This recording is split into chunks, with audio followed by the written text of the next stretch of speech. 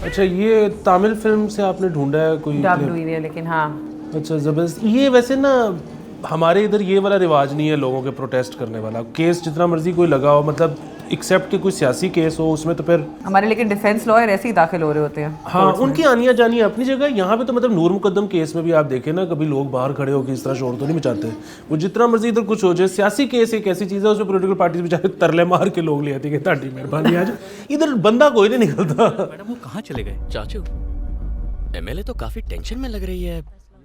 चलो आवाज ऊंची कर लेंगे। किसी को आवाज आ रही? अच्छा, और ये मेरे ख्याल में पुलिस वाला है ये जो बंदा है। आपको आवाज कैसे आ रही है? हाँ, वो तो नहीं आ रही, लेकिन ये जो इतना फिट पुलिस वाला भी नहीं ये होता। विटनेस है। ये पहला कौन है? इधर कौन खड़ा? हियरिंग का टाइम हो गया है। आपका वकील अब तक क्यों नहीं आया है? ये दोनों को एक साथ क्यों खड़ा कर दिया विटनेस बॉक्स में? जगह बचाइए उन्होंने। तो आपकी तरफ से एविडेंस कौन पेश करेगा? सारे एविडेंस लॉयर के पास है साहब। कोई वकील नहीं और कोई एविडेंस भी नहीं। इस तरह आप कोर्ट का कीमती वक्त बर्बाद कर रहे हैं और कुछ नहीं। इसलिए मैं इस केस को डिसमिस। एक्सक्यूज मी सर, हमें लीव ऑफ एब्सेंस ग्रांट कीजिए। मतलब इतना ड्रामेटिक दिखा रहे हैं ना कि कोर्ट में एक लड़की खड़े होकर excuse me sir. Totally far from the reality. हाँ, ये खड़ी होकर लड़की कोर्ट में कुछ कह रहे हैं, उसको उसी वक्त बाहर निकाल दिया जाए कि तुम्हारी हिम्मत कैसे नहीं, हुई। ऐसा नहीं होता, लेकिन एक डेकोरम होता है कोर्ट प्रोसीडिंग्स का। कोई भी रैंडम इंसान जज से यूं डायरेक्टली बात नहीं करता। इवन वकील भी बात करते हुए थोड़ा सा आप मतलब मुनासिब बात करते हो। जो बात पूछ जाती है वो जवाब देते हो। मेरा नाम श्रीपति है। ये केस मैं टेक ओवर करता हूँ। मतलब ये केस भी मतलब वकालतनामा के बगैर मैं टेक ओवर करता हूँ। और पूरे कोर्ट रूम में मतलब ये वहाँ डबल स्टोरी कोर्ट रूम है, ऊपर भी लोग खड़े हुए हैं। ये भी यहाँ तो नहीं होता, क्या होता है? ये सीन देखें आप। खामोश। मतलब डिफेंस लॉयर जो है उठ के सबको एड्रेस कर रहा है। लेकिन अखबार में हेडलाइन छपने से या किसी न्यूज चैनल के कहने से या लोगों के आवाज उठाने से या किसी एक एमएलए के सपोर्ट से केस का फैसला नहीं होता जज साहब। अच्छा, वैसे ये आप ना जरा देखें कि सब कॉन्टिनेंट में ना ये कहानी नहीं बदलनी और पुरानी होनी कि पुलिस, वकील, जज सब ने मिलके किसी के खिलाफ ज्यादती की, गलत फैसला दिया और उसके बाद फिर एक बंदे ने जिसने बॉडी बनाई हुई थी उसने फिर लड़ के अपना इंसाफ मतलब लिया। रैंडमली जिसका दिल कर रहा है वो बात कर रहे हैं कोर्ट प्रोसीडिंग्स में। मतलब वो एलिगेशंस भी लगा रहे हैं, तो कोई रैंडम एलिगेशंस हैं। मुझे तो ये समझ रेप आ का रही है। डिफेंस है कि जी इसका कैरेक्टर खराब है। खैर पाकिस्तानी लॉ के तहत ऐसा बिल्कुल भी नहीं है। मंसूर अली शाह की जजमेंट है कि जिसका भी रेप होता है उसके आप कैरेक्टर को नहीं इस तरह क्वेश्चन कर सकते। यार, इस पुलिस वाले की भी कितनी बॉडी बनी हुई है। ये कहाँ होते हैं ऐसे पुलिस वाले बॉडी बिल्डर? हमारे तो सिर्फ एक मसल उनका डेवलप्ड होता है, पेट वाला ब्रुक करके बाहर आया होता है। मत लगाइए, आपसे भीख मांगता हूँ। बहुत अच्छी थी मेरी बेटी। अच्छा, ये फिर वही वाली बात, मुझे ना जिस तरह वो देख रहे हैं ना हीरो, मुझे उसकी नज़रों से समझ लग रही है कि किसी ने इंसाफ नहीं देना, फिर उसने खुद हथी इंसाफ लेना है। तो ये हमारी एक कभी ना ख़त्म होने वाली स्टोरी है। बाकी एक और चीज़ ये भी देखिए कि सब कॉन्टिनेंट में जब ज्यादती होती है ना किसी के साथ, तो पुलिस वाले को तो हीरो कुट देता है, लेकिन जजेस और वकला के साथ ना बस इखलाकी तौर पे ही वो करता है बातचीत। कुटम कुटैया नहीं होता, उसको पता है कि पुलिस वाले को तो कुटका अगर दिखा देंगे तो ज़्यादा से ज़्यादा ये होगा ना कि वो रोड रेज में रफ अप करवा देगा या घर पे डकैती करवा देगा। आपने फिल्म में दिखा दिया कि जज को फैंटी पड़ी है, तो वो तो उस इलाके में रिलीज़ ही नहीं होने देगा। पूरे डिस्ट्रिक्ट में फिल्म की रिलीज़ की इजाज़त नहीं मिलेगी, करियर तबाह हो जाएगा डायरेक्टर का।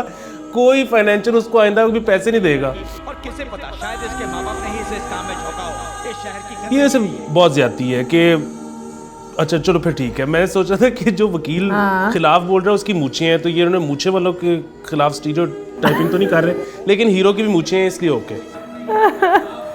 लेकिन जो इनका ये है ना स्टीरियोटाइप के, जो तगड़ा वकील होता है उसकी मूछें होती है, वो मुझे बड़ा एंटरटेनिंग लग रहा है। नहीं, हीरो की भी है। हाँ, वही तो, इसलिए जायज़ है। शुक्र है हीरोइन की कोर्ट नहीं। का कीमती वक्त बर्बाद करने और एक निर्दोष इंसान पर झूठा आरोप लगाने के जुर्म में मतलब अली ये कोर्ट आपको दोषी मानता है। The case is dismissed. मतलब डिफेंस काउंसिल ना होने की वजह से एक तो जजमेंट उनके खिलाफ हो गई है।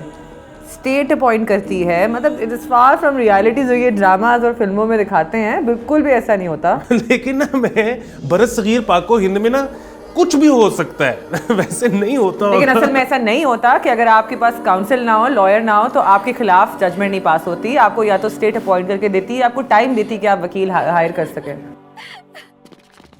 अच्छा, भी काफ़ी मतलब माँ बाप ने खुदकुशी कर ली।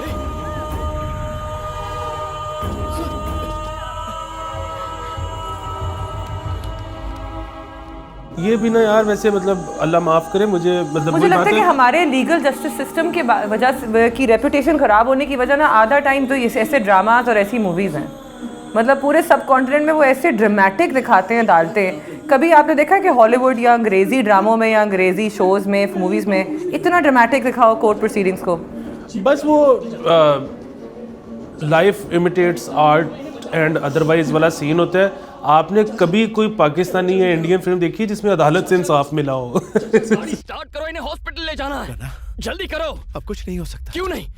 वो मर चुके हैं। वाह, उसने देख के बता दिया। कैमरा हिल रहा था बहुत, ये इंटेंसिटी दिखाने के लिए। अच्छा अच्छा, ओह, ये उसने हिचकी, खामोश हिचकी। इज ही गना प्यूक? ये क्या दिल खराब हो रहा है?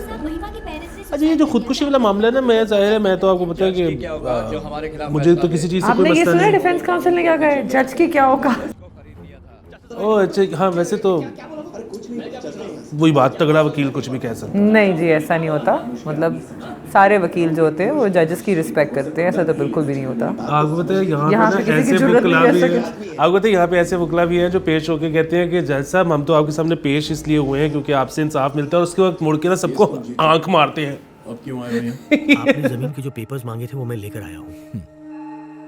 तीर्थो कॉफी ले आओ, आओ मेरे साथ। अरे ये जो खुदकुशी वाला सीन दिखाया है ना, ये वैसे तो जाहिर है जिसका खुदकुशी करने का दिल कर रहा हो वो कर ले। मतलब जाहिर है उसमें प्रॉब्लम है, खुदकुशी अच्छी चीज़ नहीं है क्योंकि इरिवर्सिबल है। मतलब हो सकता है आपका आज दिल कर रहा हो, कल आपका दिल ना करे, लेकिन आप हो गई नहीं अपना डिसीजन वापस लेने के लिए। तो ये सारे प्रॉब्लम्स हैं खुदकुशी में। लेकिन बहरहाल जो करना चाहता भी है खुदकुशी, बड़े पेनलेस किस्म के तरीके हैं, बल्कि कुछ ऐसे तरीके भी हैं जिनमें शायद मज़ा ही आ जाए, लेकिन लोग अमूमन बड़े पेनफुल तरीका अपनाते हैं खुदकुशी का। ये मेरा नज़रियाती पेनलेस इख्तिलाफ। तरीके कौन से हैं? ओडी कर लो यार, मतलब कई चीज़ें हैं जिन पे ओडी करके भरा जा सकता है। अच्छा, बहरहाल उसने जो है ना वो काट दी हैं, हीरो ने घुस के, तो जो लोग भी मुलविस थे इस काम में उनकी टांगें काटी हैं। तो अच्छा, अब ये बहुत अजीब मार कुटाई हो रही है। आई कांट हैंडल दिस, ये बंद करें आप। हाँ, और वैसे तो आंखें निकालनी चाहिए थी कि वो इंसाफ, आपको पता है क्योंकि अंधा होता है, और क्राइम मास्टर गोगो आंखें निकाल के उनसे गोटियां खेलता है, लेकिन ये टांगे काटने वाला मुझे मकसद समझ नहीं आया। बहरहाल जिमें हीरो दी मर्जी। ये इसको बंद करें, यानी I am done. I can't, please don't make me watch this thing. वो स्केट्स पहन के आया लड़ने, मतलब ये आपने पहले कभी देखा है ऐसा सीन?